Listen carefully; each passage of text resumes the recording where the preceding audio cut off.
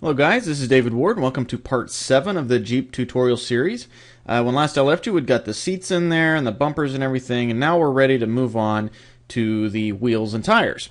So let's take a look at some reference shots here. You can see, well, it's a pretty decent shot, I guess. You can see the tire looks a little different from modern tires. Rather than have a tread going down the middle and kind of just diagonal, slices in there. Basically, it looks like a fingerprint that someone just printed all the way around it. So we're going to use a technique using the array modifier to get those tires situated, or to get the ridges on them to look similar to, or to look almost just like they do in the reference. So I'm going to go over to a new layer, and I'm going to Shift A, and I'm going to add a new plane.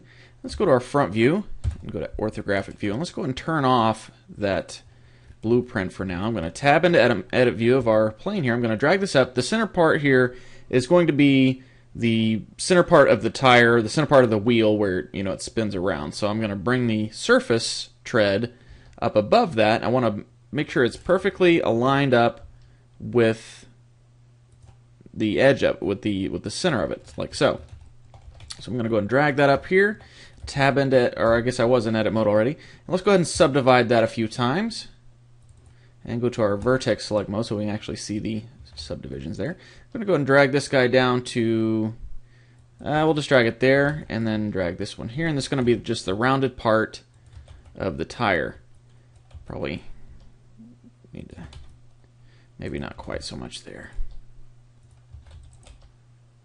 About like so. This will be the rubber ring around the tire, the actual tire, not the wheel. So, okay, so let's bring this a little bit further. This will be kind of the, if we go back to our reference, this will be kind of the divider, which there's not a lot there. It's basically, they're staggered. It's almost a zigzag pattern down the middle, so let's try to compensate for that. I want to go ahead and add a loop right here in the middle of those guys. Control R. Let me go and turn my screencast keys back on. Thought I had them on by default nowadays, but apparently not. Okay, so let's get this smoothed out just a bit more. Now we'll go to our side view. And tell you what I'm going to do. I'm going to delete all but one of these rows. I'm going to delete these vertices. Now I'm going to tab out of edit mode. I'm going to Shift S, put my 3D cursor to the selected, which is that line that we created. It's perfectly lined up with the center of that. So now what I'm going to do, tab back in edit mode, select all these guys, and I'm going to Shift D, and I'm going to go ahead and click just to lock it in. Now, before you do anything, or don't do anything else yet, because those are duplicate vertices on top of each other. So if we forget and just do something else, then we'll have that overlaying vertices on top of those, and it'll just make things ugly. So before you do anything, we'll hit the R button, and I'm going to rotate on the, actually, escape that out, hit the period button, so we're rotating around the 3D cursor. And now if I hit the R button and say 90, it's going to rotate that 90 degrees. Now I don't want to do it 90 degrees. I want to put, say, let's rotate it 12 degrees. So rotate 12 degrees, like so. And the reason I did that is so we have a perfect 12-degree rotation angle here. So when I use the array modifier, I can just separate it into 30 subdivisions, or 30 pieces. So we'll have that 12 degrees, 30 pieces makes 360 degrees, so it'll come around in a perfect circle. So, okay, so now we have that selected, or that doubled up there, and now we'll just go ahead and connect these faces here. Oops, make sure you get the right one. There we go. Solid view. And I'm going to go ahead and subdivide this, about like so. Maybe move that forward just a bit. And now I'm going to grab these faces here, and I'm going to go ahead and extrude those. Just hit the E button to extrude, and then scale it. Go ahead and Control comma, because I'm actually put my 3D cursor over there on accident, and that's where it was still scaling and rotating around.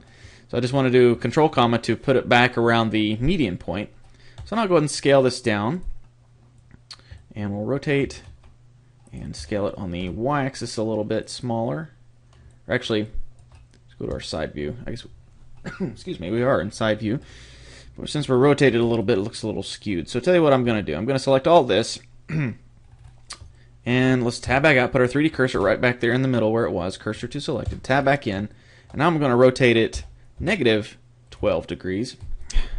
Gotta hit the period button, so we're rotating around the 3D cursor. Rotate negative 12 degrees.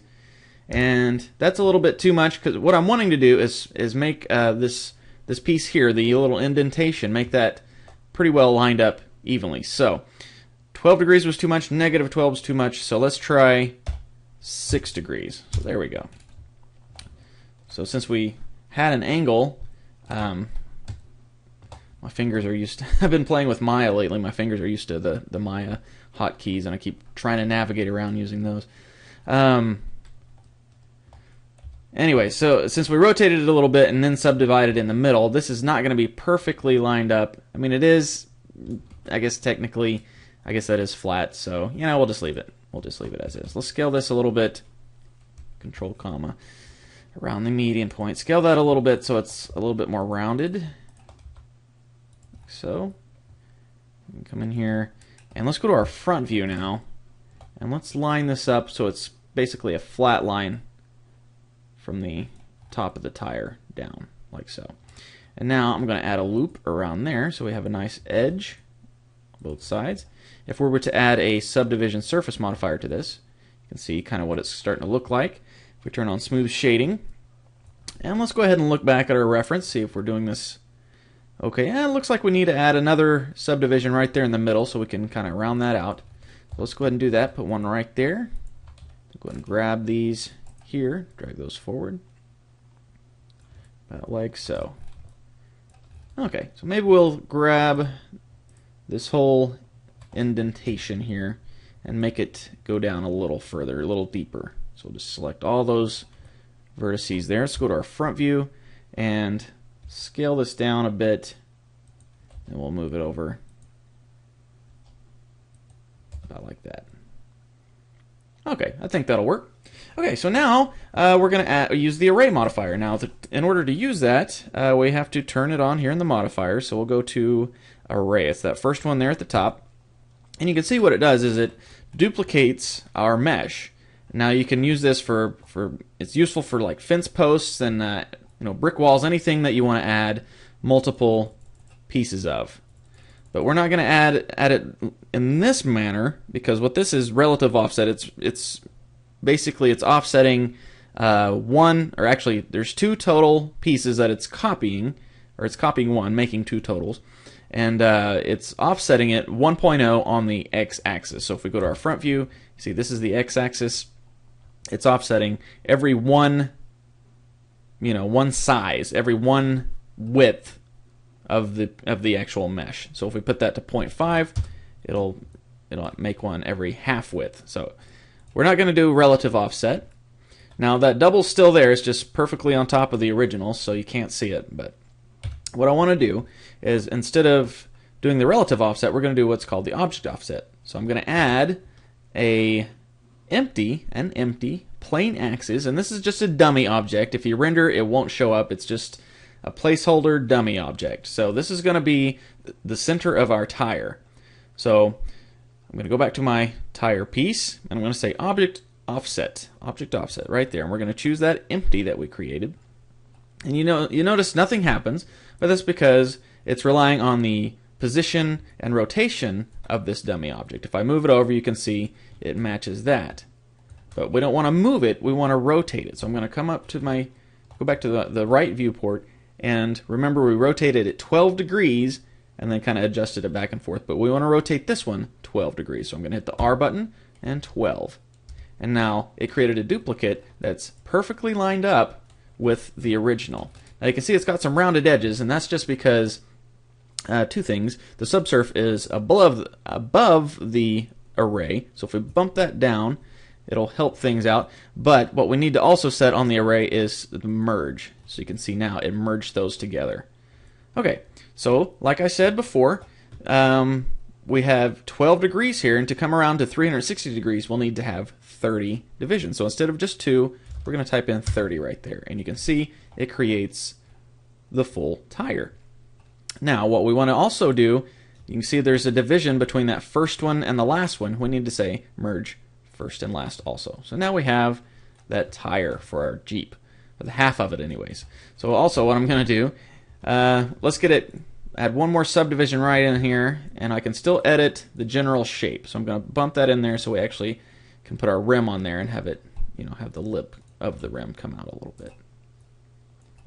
Okay, so there we go. Let's go ahead and add a mirror modifier now. And it's going to add that where we need it on the x-axis.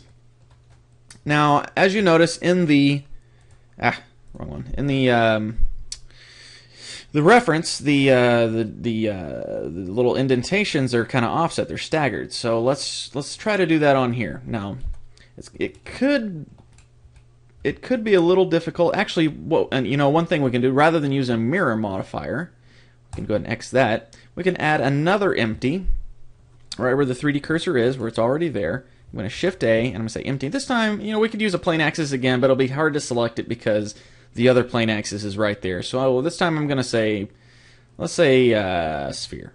And I guess we have our 3D cursor up at the top there. No problem. We can select the rotating empty right there, Shift S, cursor to selected, and then select the new empty, Shift S, selection to cursor, and it pops that right back down there. And now what we can do is add another array modifier. So let's collapse these two guys and add another array. And this time it's also going to be object offset. This one's going to be empty.001, that new empty there. So now what I'm going to do with this new one, rotate it 180 degrees. So now we have, it's basically the same as the mirror, but it rotated around, and it's almost staggered the way we need to be, but I need to rotate it probably 6 degrees on the x-axis. Nope, that rotates it almost almost perfectly better. So maybe we can just do it in the side view. It looks like it's almost there, so let's just kind of get an idea. We should have the indentations that you can see here, rotate those until they're pretty much just doubled up like so. Okay, so that looks good visually from that point. Let's get it as close as we can perfectly so we can actually merge it down the middle here. So if we tab, it's going to tab into edit mode, but that won't work. Let's turn off our subdivision surface or subsurface modifier for now so we can see the edges here a little better. And what I want to do is let's tab into edit mode and select all of our original piece, and maybe we can modify this to where we have some extra vertices to where we can line things up a little better. So we go to our top view, and tell you what, let's turn off our background image for that. Go ahead and turn that off. Okay, so now we can see things a little better. So if I add a loop right here, okay, that's looking all the way through that. I was looking at that edge there, but apparently that's across the bottom, so let's undo that. And let's see, we need to add one, I guess, right there. So we can merge that right there. And I guess then add one in here. Yeah, well, that's going to be a little tricky getting that lined up perfectly. So let's do this. Let's add a loop right here. We're going to scale that on the x-axis 0% so it lines that up. So we have that nice straight edge there. And I'm going to go ahead and grab these guys. And we're going to move those until you can see them starting to line up there. Move those until they're kind of lined up. So those will be lined up right there. And then let's line up the other ones. So I guess both of those to about right there. Okay. Then this guy, I don't even see his match up. It's going to be way down there, isn't it?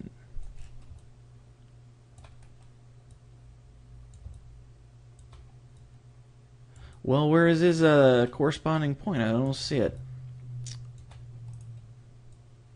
Okay, there we go.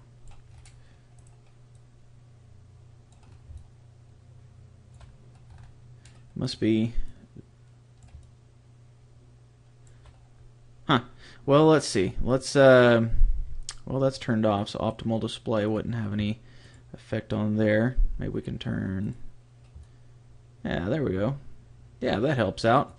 Okay, so I turned on the apply modifier during edit mode, that other array.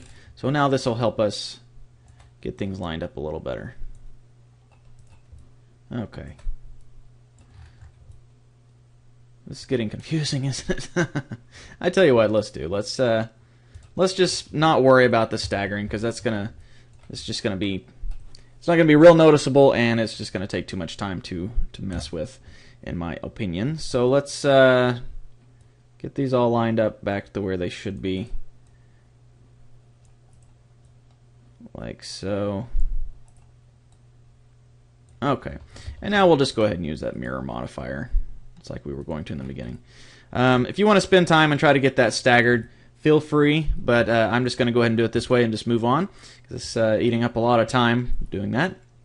But if we go ahead and turn on clipping there, we'll have to make sure we select, if we can go ahead and get rid of that other empty now. If you're going to move it at all before you apply any of this, you make sure you select the empty that's the object is moving around as well. Okay, so I'm going to go ahead and apply this array, boom, and then let's see how well it wants to stick to the mirror part. Go in edit mode, and looks good. Okay, so let's make it a little thicker. Drag that out here. And okay, good to go. Go and bump that up above the subsurf, go and apply it, and now we have our Jeep tire. So let's go ahead and name this. I haven't actually been naming anything, I don't think. I'll say tire under lowercase is fine. Okay, so now the easy part, the rim. Let's take a look at our reference again, make sure there's nothing fancy about it. There's not. It's basically just going to be just a cylinder that we can just modify and make it fit in there. So we'll just go ahead and Shift A. Our 3D cursor should be in the right spot, and we'll just add a cylinder.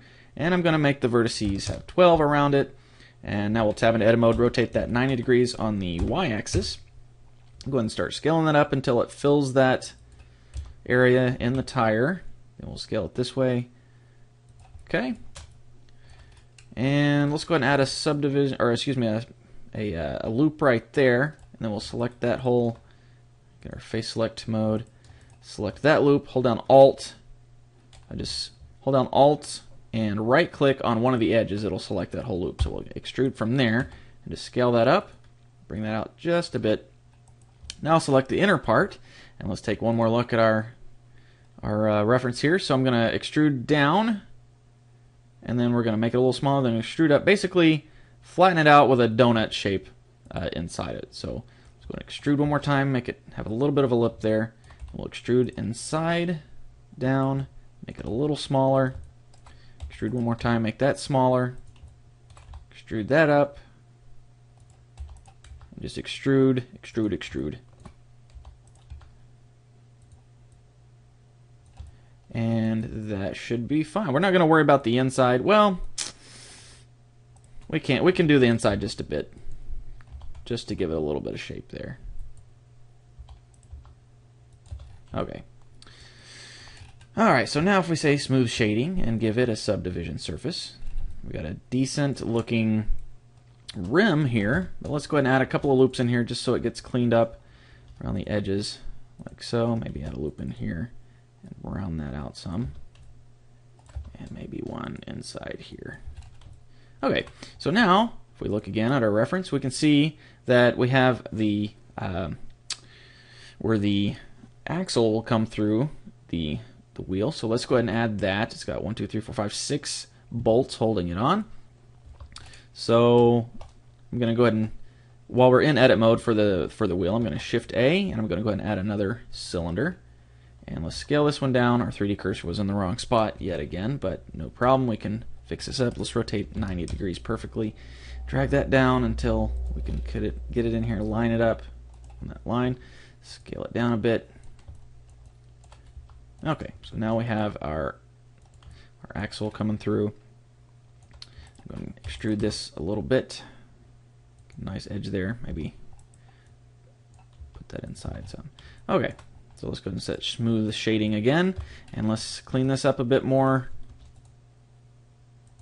Extra loops around the corners to make it nice and sharp. Okay, and now I'm just going to kind of duplicate this, and we're Shift D. And just scale it down. This will be our bolts. So we'll come to our front view. Look, just move that up to the side. I'm going to Shift D, run that down on the Z-axis to there. Okay, and you want to select both of these, Control L. Now I'm going to Shift D, and we're going to rotate about like so. There we go. And Shift D one more time, rotate that. There we go. Okay, so now we have our wheel and our tire. Okay, so it looks like I said in earlier versions, the normals on the tire probably aren't facing the right direction because it looks a little darker than the other base mesh. So I'm going to tab into edit mode and Control N and make those point the correct way. So there we go. All right, so now we have our wheel and tire. So good to go. Let's go ahead and move that over to the layer that has the other stuff on it. And of course we need to scale it way down. So let's go ahead and select both of those again, scale them down. Go to our side view. And we'll go ahead and turn on our Jeep left image just so we can get this lined up. And it's about the right size already. Good to go. Okay. And before we go to our front view, let's go ahead and just duplicate this to the front. Shift D. Just drag to the Y. There we go. Go to our side view. Grab both of them. Move those out. And we'll turn on our front view just so we can get these lined up. There we go. Okay. So that's... If we go to our perspective view, you can see that's really starting to look pretty cool. Let's go ahead and duplicate them to the other side. Just go Shift D, and then we'll rotate them 180 degrees so they're facing the other way, and then just drag them over. Like so. Alright. So now I'm going to go ahead and put the one on the back of it for a spare, so I'll just select one of them, Shift D, and let's come to our top view, and why not turn on the top view, our top image, and rotate that -90 degrees, and we'll drag that over and pop it right there where it needs to go. Then we'll go to our side view and drag it up. And we'll need to create a little bracket for it, but that'll be good for now. Okay, so 22 minutes in. Didn't get quite as far as long as I was hoping. The tires took a little longer than I expected, but in part 8, we'll get in and go ahead and do the headlights, and that shouldn't take too long. Then we'll try to do the steering wheel and things like that. So go ahead and look at it perspective view again just to see what's coming in, see what it's looking like. Looking good. Go ahead and save this, part 7. There we go. And okay, I'll see you in part 8.